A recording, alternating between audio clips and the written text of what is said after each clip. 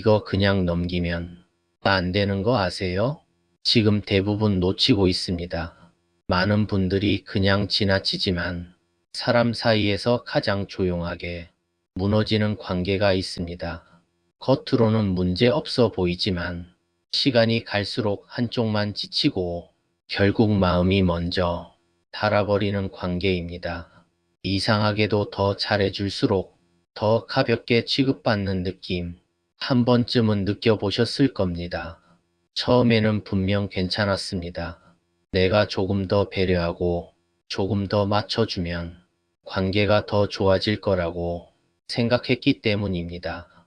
하지만 시간이 지나면서 상대의 태도는 조금씩 달라집니다. 고마움은 사라지고 당연함이 자리 잡기 시작합니다.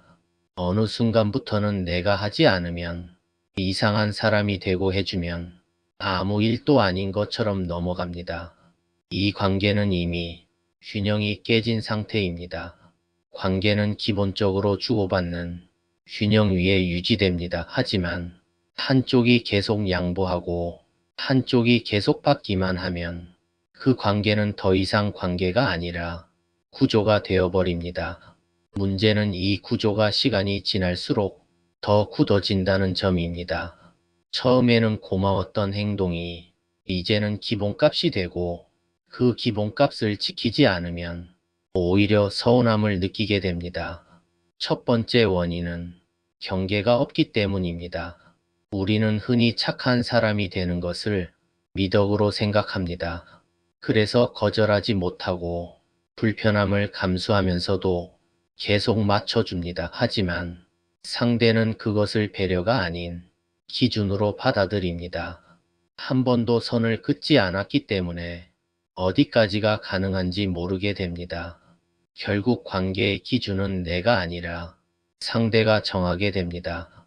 두 번째 원인은 보상, 구조의 왜곡입니다. 사람은 본능적으로 편한 방향으로 움직입니다.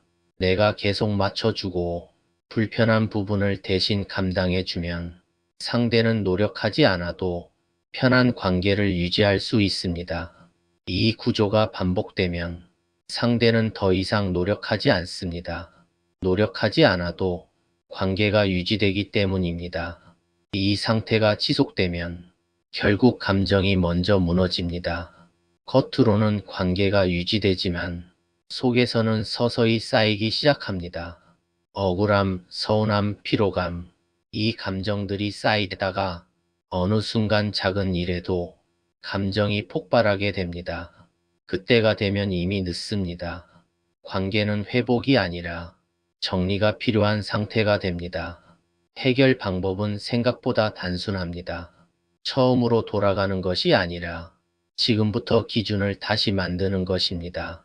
모든 것을 끊어낼 필요는 없습니다. 하지만 최소한 내가 감당할 수 있는 선, 내가 편안한 범위를 정해야 합니다.